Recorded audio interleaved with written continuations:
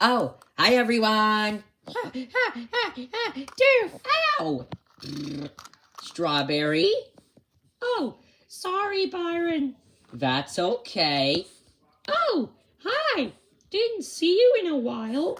Yeah, just in case you don't know everybody, her name is Strawberry. I'm Strawberry, yes. So, hi. So, today, we are going to start our last literature unit. And we're going to end it in our other video. And then, in our last literature 7th grade video, we are going to end the whole concept. So, yep, let's move on. Unit 6 is our last unit for 7th grade literature. It's called Change Agents. Wow, very big there. Yes, indeed, Strawberry. It is very big there. Those words have big meanings. All right, now we're going to look at the essential question. How can changing the world change you? That question is big as well.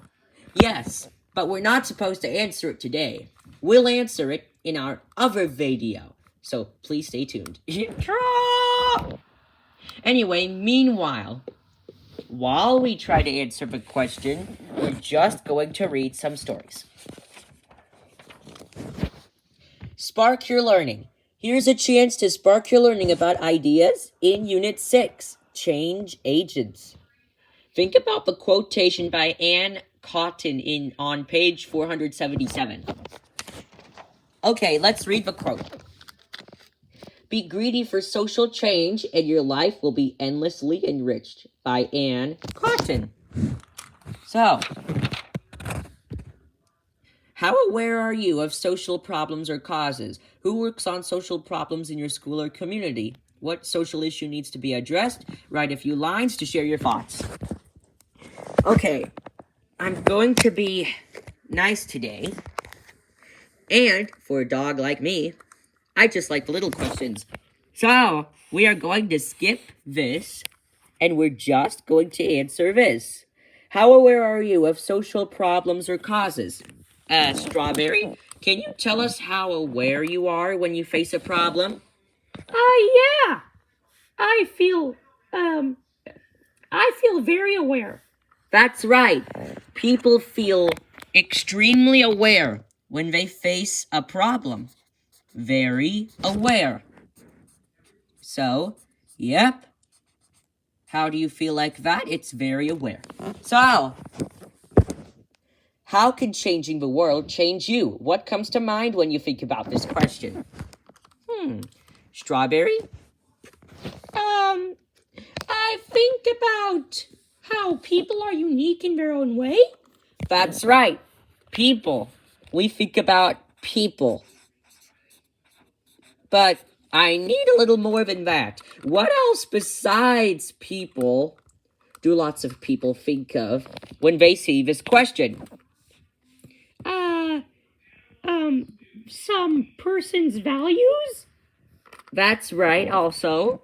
The values someone has. Value. I'm looking for more.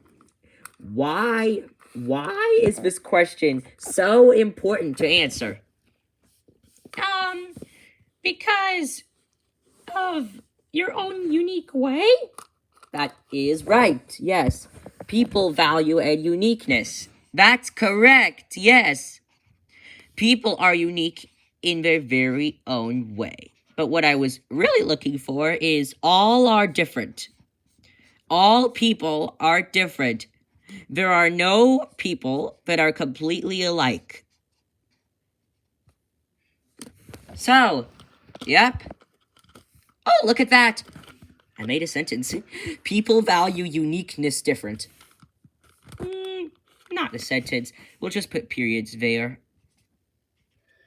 so that it will make more sense. Okay. What comes to mind? People value uniqueness and different characteristics. You're right. Now, here's the fun part. we're going to dive into our last Sound Like an Expert vocab. The words are as follows: contrast, despite, error, inadequate, and interact. Wow, those are very big words over there. How do I even know what they are? Well, we can't know the words for sure, but when you're reading a book, you may look for context clues. Context clues are extremely important. They help you figure out what words are. For example, if you want to know the word hesitant, she felt very hesitant to open the door. She was sweating and she felt so worried. So, based on this, what can you infer? You can infer that hesitant means worried. That's right. Context clues. That's the context clues I'm talking about. But you do not always use context clues. So be careful. Sometimes you might have to search it up. Contrast. Contrast. That's a very difficult word. But do we think we understand it? Strawberry? Yeah, I think we do. Okay. Do you know what it means? Yeah. I've heard of compare and contrast. That's right. Compare and contrast. But I need the definition. Oh, sorry. Does contrast mean, a thing, to compare a thing that is different from another? Kind of. It's actually the opposite of comparing. That's it. Contrasting is the opposite of comparing. It is comparing, but it is the complete opposite, a different thing. It's basically just comparing a thing that is different. Comparing a different thing. So you're kind of right, but also kind of wrong on that. But good try. Yes, I think we know what contrast means, but if you don't worry. These words are very tough. Despite. I think you might have used despite as a transition word. Transitions are important for literature too. They can really help you sequence events. Like first do this, second do that, next the starfish, whatever, blah blah blah. And then just making up stuff. Rhinos are blah blah blah. And finally, elephants, blah blah blah. So, yep. That was silly information. That was just an example. So, yep, those are transitions. Finally, next, then, first, second, third, fourth, fifth, sixth, seventh. You don't need to use fourth or even third as a transition word. You could just use next and then, which are more clear. But despite, that may seem harder. Strawberry, can you tell me what the word despite means? Despite means although? That's right. Despite means although. If you substitute although for despite, then the sentence is still correct. Okay. Despite the blue whale's loud nature, it is not the loudest animal. Okay. And although the blue whale has loud nature, it is not the loudest animal in the world. What is the loudest animal? Oh, that would be the sperm whale. Very great question. It produces sounds over 230 decibels. Whew. So be careful. That can vibrate you to death. Error. Error. Can you tell me what the word error means, Strawberry? Yes, of course. An error is a mistake or kind of a malfunction. That's right. An error is kind of like a bump or whoopsie daisy. There is an error we need to fix. Yes. And one of the most common ways of an error being an answer is 0 divided by 0. You cannot divide by 0. Why? That's a very good question. You cannot divide by 0 because anything times 0 is basically just 0. So if we come to the fact that 0 divided by 0 can be any number, then there's no exact solution, which makes us all confused. Even the calculators can't figure it out. Even the calculators say it's an error. So don't try to divide by 0 on your calculator. It won't work. So, yep. Inadequate. Well, I'll give you a hint. Do you see the letters I-N? That is a prefix, guys. Prefixes are very important for literature. Prefixes are letters that come before a word and mean a specific thing. In means not. Adequate means accurate. So, what do you think inadequate means, Strawberry? Not accurate? That's right. It is not accurate. Correct. If you don't know what adequate means, I just like to think of it. Adequate, accurate. They both rhyme, and they both start with A. So, yep, that's how you can remember the word adequate. And, kind of inadequate. Inadequate. In, not. Not in, not in, not in. So, yep, that sound I just made. Not and in can be a very good way to understand this. And finally, interact. Interact, that's interesting. What does it mean to interact with something? Strawberry? To interact means to look or even play with? That's right. To interact means to see or touch something or even smell something. Like a gas, like air. Yes, we can interact with air by waving it. But we can't see it. But we can see how air blows objects away. Woo! Kind of like me. Dogs don't blow away, though. So don't worry. As long as you hold your dog on your leash, you'll be fine. Alright, looks like we know all these words. Contrast, despite, error, inadequate, and interact. That green line is probably very important to understand words. That green line I just wrote, or underlined, it underlined the letters I and N. That's a prefix. Prefixes are important, so make sure you don't forget that. Alright, so this time we are reading a little differently today. Now, we are only reading one story. One?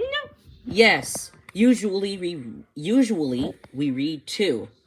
But now, since we're ending the literature unit, I just want to start small and end the unit with just one story. So, yep, we're going to read this story.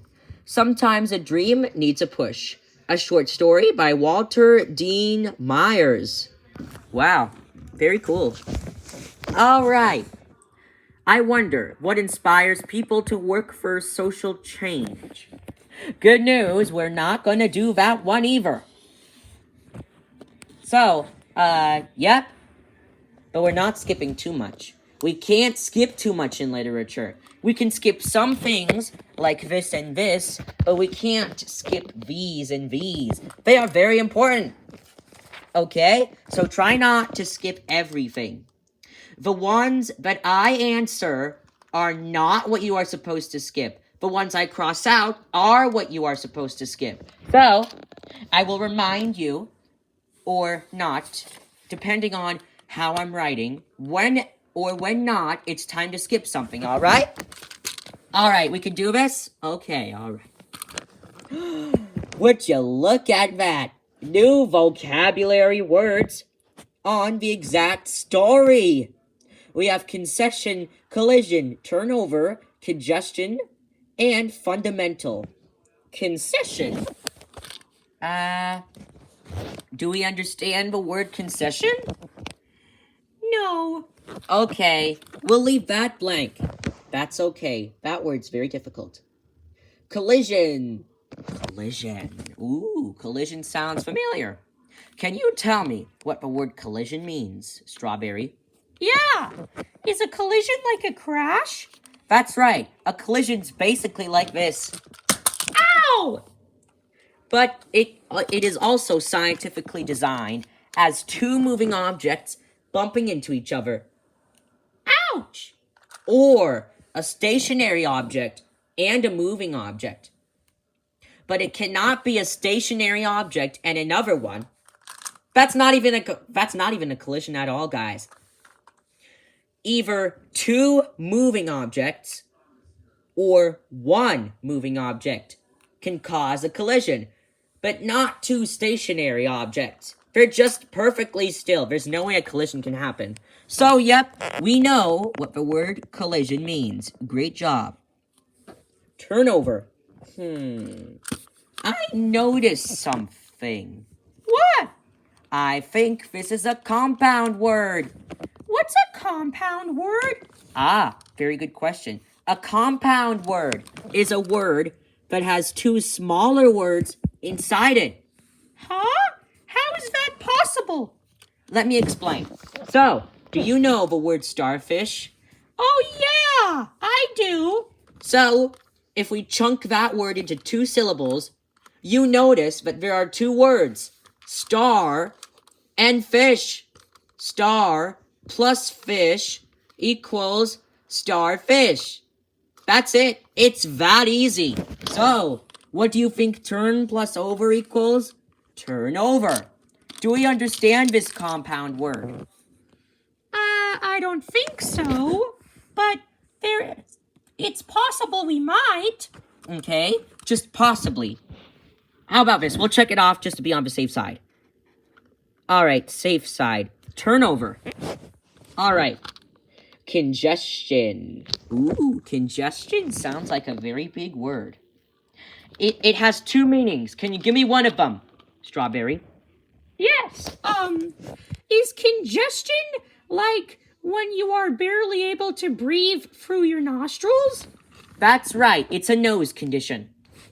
It's when you have an extremely stuffy nose. Great job. But it also means another thing. Can you tell me the other meaning of congestion? Strawberry. Yeah. Is it kind of like also a situation that is very tight? That's right. Tight, or having little space. Congestion in the hallway means a lot of students. That's congestion. Has two meanings. How can a word have two meanings? Well, sometimes a word has more than one meaning, and that's okay. Most words actually do have more than one meaning.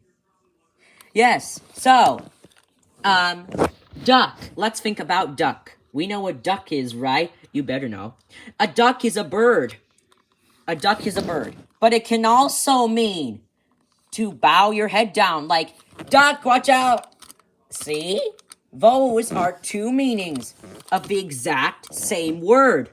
Duck, bird, duck, duck. See? That's right. So, although it's the same word, it has two completely different meanings. And fundamental.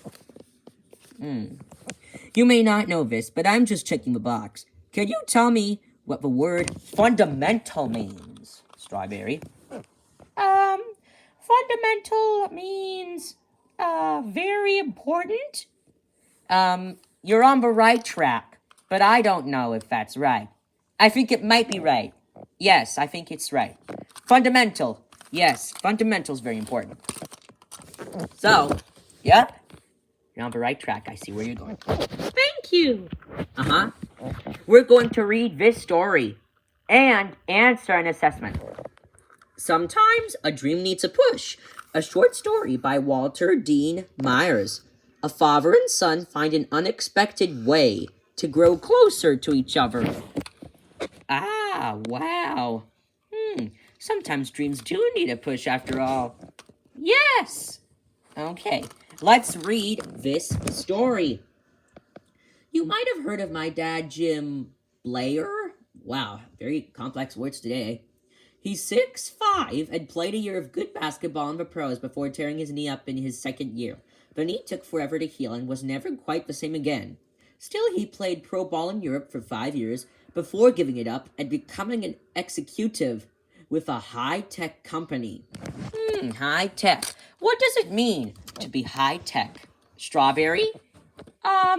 To be high-tech means to have lots of technology or even knowledge? That's right.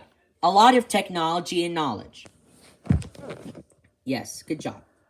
Dad loved basketball and hoped that one day I would play the game. He taught me a lot, and I was pretty good until the accident. It was raining, and we were on the highway, approaching the turnoff toward our house in Hartsdale, when a truck skidded across the road and hit our rear bumper. Oh, so sad. Our little car spun off the road, squealing as Dad tried to bring it under control. Sorry. But he couldn't avoid the light pole. I remember seeing the broken windows, hearing Mom yelling, amazingly bright lights flashing crazily in front of me. Oh! Then everything... Why'd you stop? Everything is the last word on this page. So I stopped there and turned to the next one. But do not be confused with cliffhanger. That is not a cliffhanger. A cliffhanger would be a complete sentence, but then leaving the story to a pause, and sometimes will or will not be ending the whole entire series of the story. That's a cliffhanger. A cliffhanger is different. Everything was suddenly dark. The next thing I remember is waking up in the hospital. There were surgeries and weeks in the hospital, but the important thing was that I wasn't going to be walking again. I didn't like the idea, but Mom and I learned to live with it. Dad took it hard, real hard. He was never much of a talker, Mom said, but he talked even less since I was hurt. Sometimes I think he blames himself, Mom said. Whenever he sees you in the wheelchair, he wants to put it out of his mind. So, he can't walk anymore. Now he's in a wheelchair. So sad. We just read it, but Strawberry, can you tell me why he couldn't walk? Let's read back. Reading back is essential, guys. Correct, you need to read back. But that's not the answer I'm looking for, obviously. Read back and find out why he couldn't walk. Oh, I get it. The truck skidded across the road and hit the rear bumper of the car, causing the car to kind of squeal. That's right. The car was flipping over, which caused him to get an injury, and now he couldn't walk. Guys, when you see somebody unable to walk, they may either be on crutches or in a wheelchair, but it is most commonly crutches. On a wheelchair, though, it's more severe. Your foot has to be not completely broken. You can't break your feet. Breaking is like this. But I can't break this mat apart. You can't break your feet apart. You only break the bones of your feet. It's only possible to break those. It's not possible to break the feet overall. It's impossible. Your skin is made up of a lot of tissues that are almost impossible to break. But they can be slaughtered off, so be careful. Alright, that's all the reading. But we will read back as we do the assessment.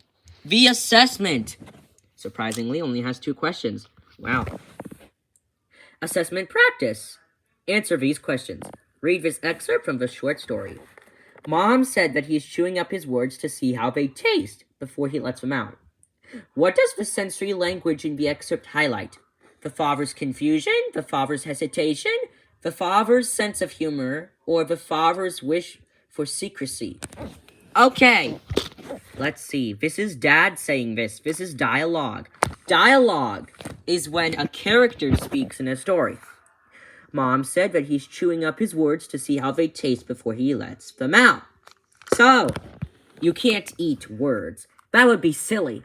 Eating words basically just means to hear and gather up information, or words. So, yep, you don't gobble up the words. You just memorize the words. Yep. So what does it mean? Confusion? It's probably not A. No, confusion would not make sense at all.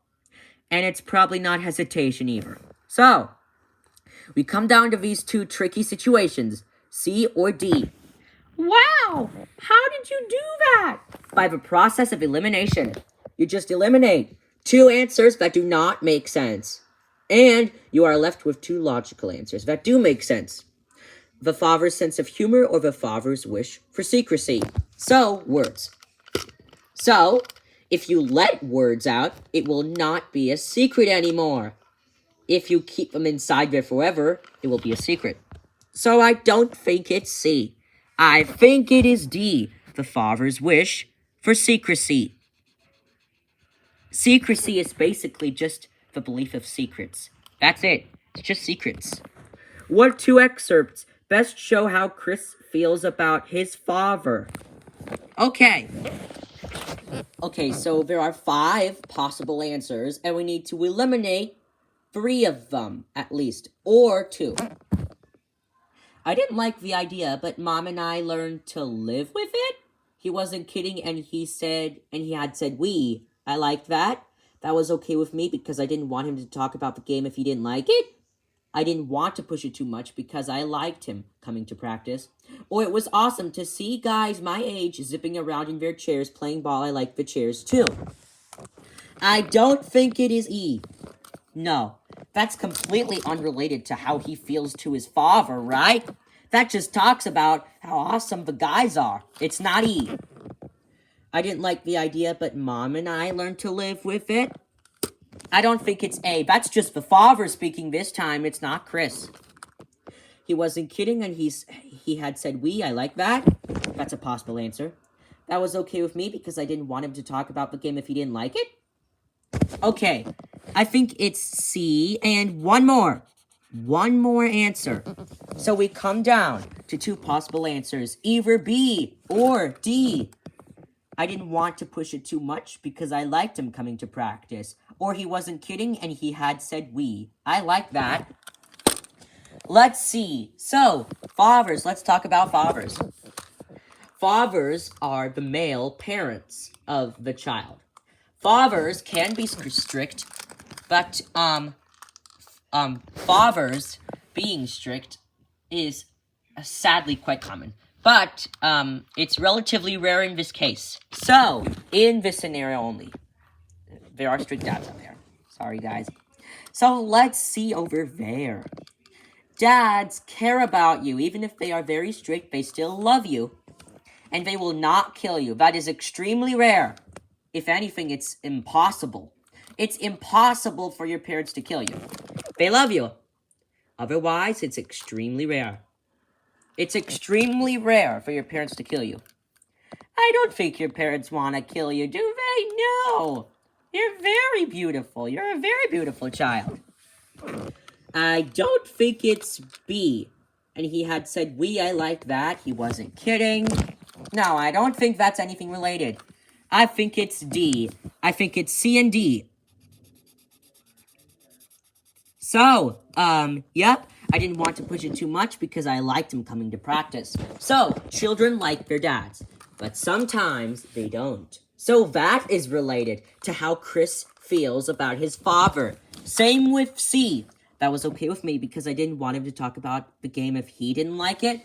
That is empathy. If someone does not like something, you may feel bad that someone is not liking something. That's empathy, or understanding their feelings. So, yep.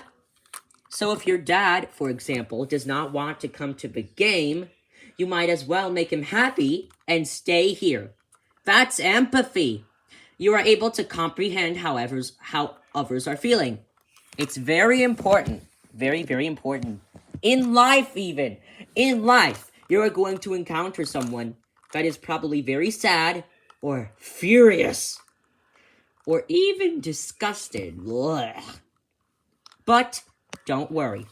Empathy is really not that hard. Watch. Let's do a demonstration. Oh no. Oh, it'll be okay, buddy. That is empathy. I understand that Strawberry, for example, is sad. Why are you sad? I just want to demonstrate. Oh, okay. All right. So, yeah. All right, that is empathy. I understand that Strawberry is sad. If Strawberry is sad, then I'm sad. If Strawberry's happy, then woohoo, I'm happy too. If she's angry, I might be getting angry for a couple minutes. And if she's disgusted, I'll probably puke too. By the way, to puke means to vomit. Just if you want to know. So, yep. Alright. So, for 1, it's D. And for 2, it's C and D. Okay. That is surprisingly it for us today. I know. This may seem like a long video, but our literature doesn't really take that long. We usually read 2 stories, but we read 1, which is why it went so quick. But that is it. Don't worry. We will finish Unit 6 on our other video. So stay tuned, everyone. Bye-bye. Bye!